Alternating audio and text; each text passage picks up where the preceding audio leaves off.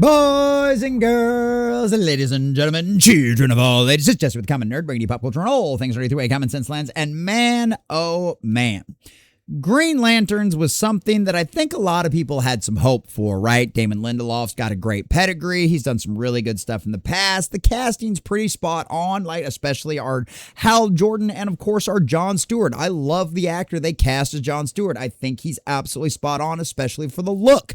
And, you know, I watched the first episode, and we're reviewing him on Thursday nights on our Is It Good show, right? With a Sunker Maiden, a Handy News joins us, Tiny But Fierce. And it's you know, and honestly, I went into this expecting the absolute worst. And a lot of people really don't like this series at all. You can go on X or social media, anywhere, and see a lot of those responses. And personally, I think it's completely and totally understandable. At best, I would give the first episode a 4 out of 10. I could probably be argued lower. I think there's enough Easter eggs for Green Lantern fans out there that you could get some semblance of joy out of it. Now, am I saying you should go out and watch this show? Absolutely not. But, boys and girls, like a lot of other people out there, I am a DC fanboy, and I could not help but at least give it a shot. And based on the numbers this show has gotten for the first episode out there, it looks like a lot of other people are going to be willing, or were willing to do the exact same thing. The only problem with this is, as we've seen in the past, Damon Lindelöf is putting his foot in the mouth from going, well, we didn't want to use green because that's just dumb. Ha ha ha ha ha. To now going, of course, fans don't want a direct representation of the source material. My God, why are we still having this conversation? Nobody wants it. The whole point of an adaptation is to change things. No, fans would actually like a one-to-one actually representation of the stories they've had in the comics. We're actually kind of sick and tired of all your adaptations. Birds of Prey, anybody, right? So it's one of them situations where, and it works out very well for the anime industry. I brought this up a million times, right? Manga and animes do really, really well because the animes, for the most part, stick almost directly to the source material. There's obviously still some changes and a few other things out there, but Black Clover is one of my favorites, and I literally bought up the manga that represented the last season because I know sometimes changes do happen. And it literally, the anime was a 1-for-1 recreation of the manga. So I didn't even need to buy it. And I still love it, right? And I still want to buy them all and watch it all. But at the end of the day, this is the attitude that Hollywood has had for a very long time because of their pride and their ego. And so we'll see how all of this ends up working out because as of right now, the numbers are looking incredible. 9.3 million viewers is something that a lot of people can call a giant success. But the problem is we've seen this happen a million times before. The marketing for something's good and it doesn't end up panning out. Peacemaker started out incredible and ended up failing miserably, right? Creature Commandos never really charted, and this is just the initial numbers. These aren't the Nielsen ratings, which are the gold standards. We won't get those for a couple of weeks, and that will honestly be the true determining factor as to whether or not this show is a success or a failure. But as of right now, that early release is good, but the problem is, will people stick around after the second and third episodes and end up dropping off? Especially when you have the showrunner saying stuff like this, claiming nobody wants adaptations faithful to the source material. Now, boys and girls, ladies and gentlemen, this is a channel called The Common Nerds. I don't know about all of you out there, but me personally, yeah, that's exactly like I'd like to see. That'd be a nice change of pace. And don't get me wrong, I love a lot of what Snyder did, but at the end of the day, it'd kind of be nice to see our honest to goodness villains represent what they always have and what everybody knows and loves about them. So boys and girls, ladies and gentlemen, we're going to check out both of these articles. We're going to get into all of the juicy details, break down these numbers, and as to why, some friendly historical examples as to why no one should call this a success yet. And anybody out there touting that is simply going, well, they're putting their cart before their horse, ladies and gentlemen, and the rest of us should not be holding our breath on whether or not this thing will actually continue you with these kind of numbers. And of course, go over exactly what our dear sweet Lindelöf, showrunner, has said, as well as, of course, guess what? This stuff never goes over well with fans, and nor should it. But before we do, if you do enjoy our content, hit that like button, share with all your friends, and subscribe or follow if you have not already, boys and girls, because we are grinding, we are growing, and I could not do that without every single one of you. Also, if you'd like to support the channel, please check out the links in the description down below, because as always, I am just your working poor content creator, and I could not do this without every single one of you. All right, boys and girls, well, let's start off with the good news, and then we'll get on to the spicy stuff, shall we? HBO and Warner Brothers Discovery finally have a positive number to tout for James Gunn's new DC universe. The premiere of Lanterns drew 9.3 million global cross-platform viewers across HBO and HBO Max during its first 3 days of availability, which essentially would have been Sunday, Monday, and Tuesday. Now, our Thursday night is a good show. Obviously didn't add to those numbers because it was a couple of days late, including 6.6 million viewers in the United States, according to Variety. Right? So it's one of them situations where that's kind of the fascinating aspect of this that is really good. And it makes sense that the majority of the numbers would actually end up coming from the United States. It's one of them situations. I'm just kind of curious as to where they actually get their numbers from. If it's just coming in, it looks like it's probably just coming on from reports of the studios. But so this could just end up being a little bit of marketing. Like I said, there's a reason why the Nielsen standards are considered the gold standard. But as of right now, this is what everybody's talking about. These are the headlines you're going to see. So that reportedly puts Lanterns among HBO Max's 5 biggest series premieres, ahead of launches including The Penguin, which obviously went on to be a massive success and actually gained viewership as the show went on. It, Welcome to Derry, and True Detective Night Country, which, yeah, True Detective Night Country, that one based in Alaska with the chicks. Yeah, anyway. The premiere has also remained the #1 title on HBO Max's daily top 10 since its Sunday debut, which makes sense. It's the newest thing. Now with streaming and everything else like that, people aren't going out there right on Sunday nights to watch it, so they'll watch it throughout the week when they get a chance out there. But nonetheless, those Sunday night numbers are huge. There's certainly numbers Warner Brothers Discovery can celebrate, but anybody already declaring Lanterns a major success based on those 3 days should probably pump the brakes, because recent history across Marvel, Star Wars, and even Lord of the Rings, Rings of Power, has reportedly demonstrated that premieres is not a good thing. 9.3 million is a good start, but not declaration of victory. Lanterns clearly generated curiosity and gave millions of people to sample a new television series. And this is one of those things that I wish we had access to the data that these streaming services have, because if we could actually know how long everybody actually stuck around for the first episode, right? Did they stay for 5 minutes? Did they stay for 10 minutes? Did they complete the whole episode? That would give us a much more assessment of how this will actually be, whether or not this is actually be successful. But of course, truth like that wouldn't exactly fit their marketing narrative, now would it? Right? The Lanterns trails Loki while matching Agatha's headline numbers, boys and girls. And we all saw how Agatha all along worked out. Now, didn't we, boys and girls? Loki came in roughly 1.6 million viewers higher. Disney reported that the WandaVision spinoff reached 9.3 million global viewers for your premiere, which also, according to Ling, is the exact same headline from Variety. Noticed how these numbers, remember, this is all reports from inside the company, and we don't know what they actually count as a view. Now, we know they've had to get a little more strict with that because of the advertising deals and all of that kind of stuff. But at the end of the day, boys and girls, yeah, this number is not the industry standard for a reason. This is for headlines, this is for marketing and things like that. On the narrow comparison, Lanterns unquestionably had the stronger launch than Agatha, but that's the point. 9 million viewers by itself is not some magical threshold that suddenly establishes a television series as a cultural phenomenon. We saw what happened with Loki Season 2. We reported that on our other channels. You can go check out the other archives for all of that kind of stuff if you're, depending on what platform you're on, right? We talked about Loki. We talked about Agatha all along and how their series and their episodes dropped week after week. People lost interest. The exact same thing could happen here with Lanterns. That's why you can't argue this thing is a success just because it did the same numbers as Agatha all along, boys and girls. Not exactly a high bar. The Acolyte is another one you can talk about, right? 11.1 million views, right, is what Disney claimed for that series. And guess what? The Acolyte was the only series in the history of Star Wars, in the history of Disney, to get as close as we get to it, officially canceled within a month of it coming out, boys and girls. So exactly how big of a success was that? So you can go on. We've covered Rings of Power extensively. We've talked about this. Nielsen numbers will be the industry standard to tell us about that. But you know what's not going to help those numbers? You know what's not going to help this show gain any traction and potentially gain any more viewers from what it got from its premiere? Stupid stuff like this coming from the showrunner, because this stuff goes viral.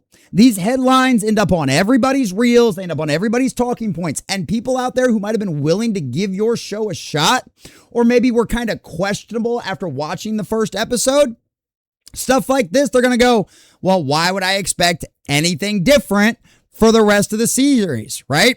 I don't know what's going to happen. I know we're going to keep watching it on Thursdays because I am a DC hardcore freak and I just cannot help myself, but I'm a completionist, boys and girls.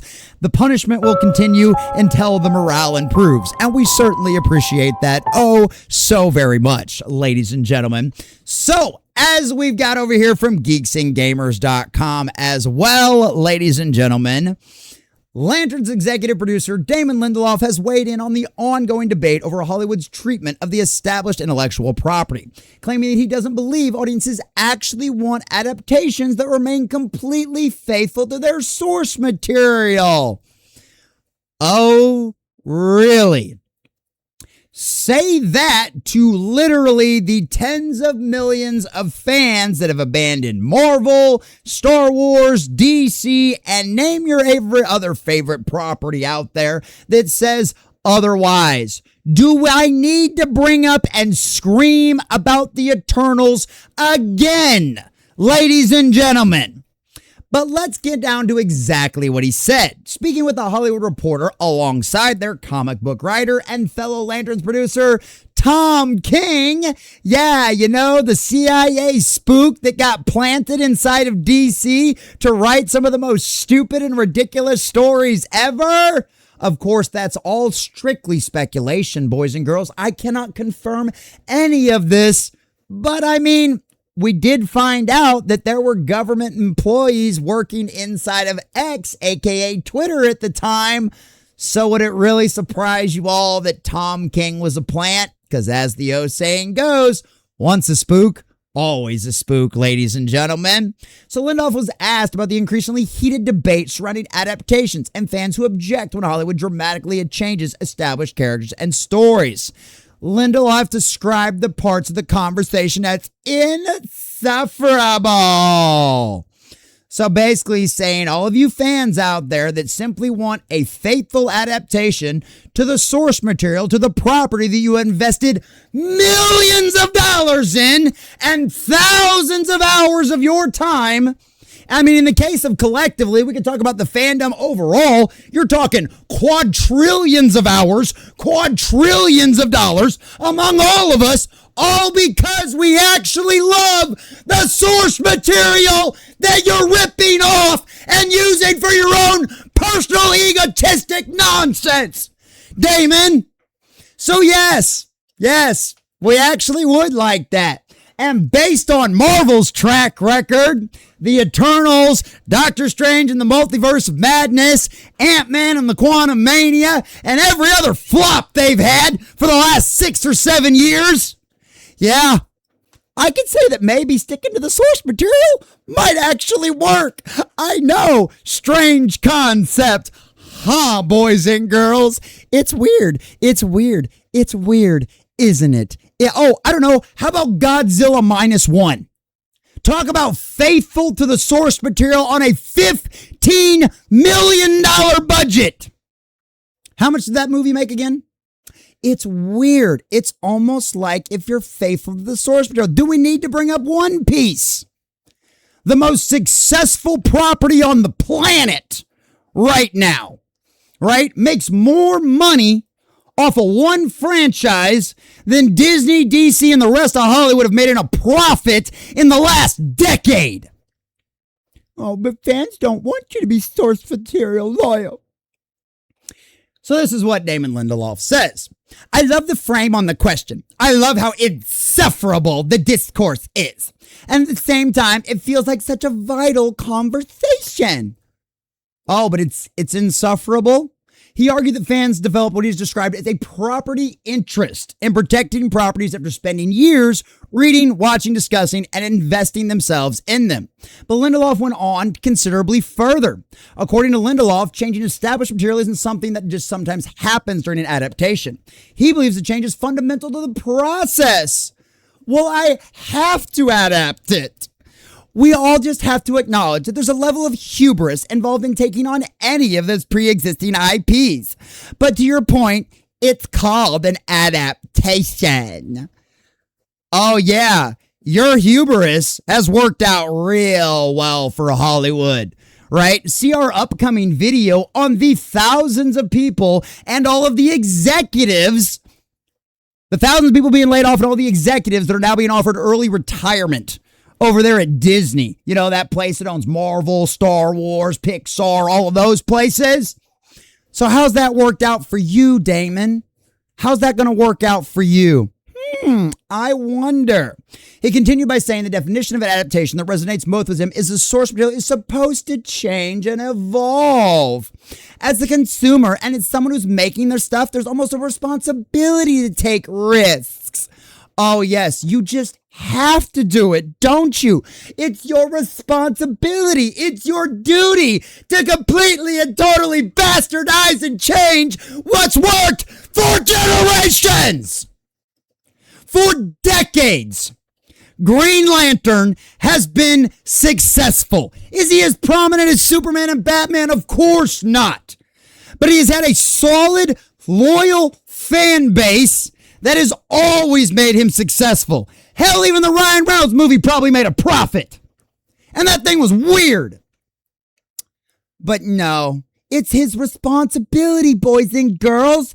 It's his Satan-given right to bastardize your source material. I don't think anybody wants to see you be completely and totally vigilant to the source material, because then it isn't an adaptation at all. We don't want adaptations. We want live action representations of our source material. You know those series that were like so successful in the 90s? Spider-Man, the animated series, X-Men, the animated series, Superman, Batman, the animated series. How about Justice League and Justice League Unlimited? Now, of course, there are slight changes to the source material, but you can basically pick apart every storyline in every one of those episodes and point back to a comic that it directly pulled from. Damon Lindelöf having Hal Jordan get shot in the head and somehow his ring mysteriously disappear is not a storyline I could pull from any of these comic books. So yeah, Damon, like I said, see the anime and manga trillions of dollars of success they've had while Hollywood's doing massive layoffs, and explain to me again how nobody wants it. Lindelöf ultimately asked, shouldn't we be beyond this conversation now? Oh my God, I can't believe we're still talking about this. You stupid peasants. Why don't you just listen to us? We're the auteurs. It's our Satan-given right to fuck all your shit up. We're going to, and we're going to keep on doing it. Well, that's okay, Damon, because nobody asked for a photocopy. It would be nice. I would take a photocopy. That's what he goes on to say. And that's his argument that he's going to make. And that's fine. He can make that argument all he wants. I would love a straight 1-for-1 recreation of Darkest Night in live action. I would pay good money. I would be there on opening weekend. I would drag all 6 of my kids to that opening weekend if it wasn't rated R. Which you can get away with PG-13 on that one. Right? But you don't want to do that. You want to make it your own. And since you're a one-trick pony with True Detective, well, it all feels identical. So enjoy these numbers while you can. Enjoy the headlines, Because if this is the attitude you have, and all of the lip service and Easter eggs that we've had in this show were probably forced in by you from somebody else and from some executive that wanted to remind you that, hey, by the way, you're making a Green Lantern show, right? Maybe, just maybe, we'll see how those numbers go. We'll see who gets the laugh last, Damon. Because at the end of the day, Lindelöf, fans decide what succeeds and what fails. And you can have the headlines talking about almost 9 million viewers all day long. You can run around to all the Hollywood reporters and Variety and everybody else, and they'll blow smoke up your ass and they'll suck your dick and everything else that you want. But at the end of the day, they've done all that for people just like OSHA in The Acolyte.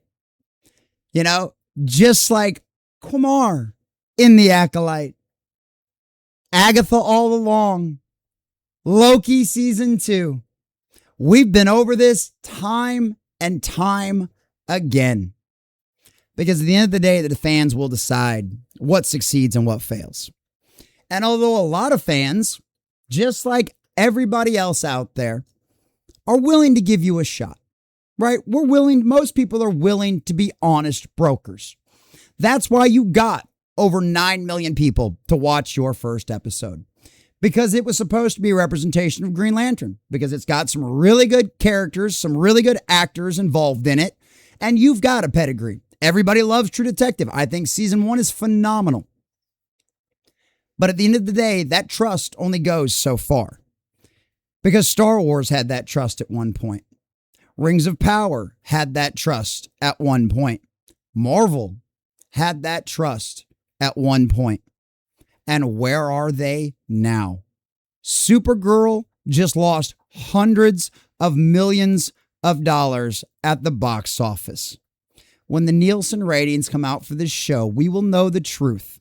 We will know the truth behind the hype and the headlines from inside of Warner Brothers Discovery itself. And when that day comes, you will find out, Damon, that guess what?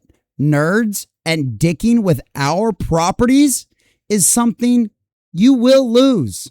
And every other person in Hollywood is the shining example. So call us insufferable all you want. Expect to be beyond this conversation, but we never will because we're fans. And at the end of the day, we are the stewards of these properties. And we will show you what happens when you screw them up and you dick around with them and you violate one of God's most cherished commandments. Respect the father and the mother. You don't respect the parents of these properties, and you don't respect the people that pay you money to enjoy them. You are a poor steward, and the fans will pay you back in kind. Lanterns will end up failing miserably, just like every other DC project that has come out of James Gunn. And Damon Lindelöf's attitude towards the fans and how they want their characters treated is everything you need to know and all the reason you have in the world to understand why this will fail. Enjoy it, Damon, because fans decide what succeeds and what fails, and lanterns will fail and be forgotten. If you've made it this far, thanks for watching, boys and girls, ladies and gentlemen. If you haven't already, make sure you smash that like and subscribe or follow button depending on what platform you're on. And of course, a big shout out to all of our subscribers and members. You are the grease between our gears, keeping this machine running, and I could not do this without every single one of you.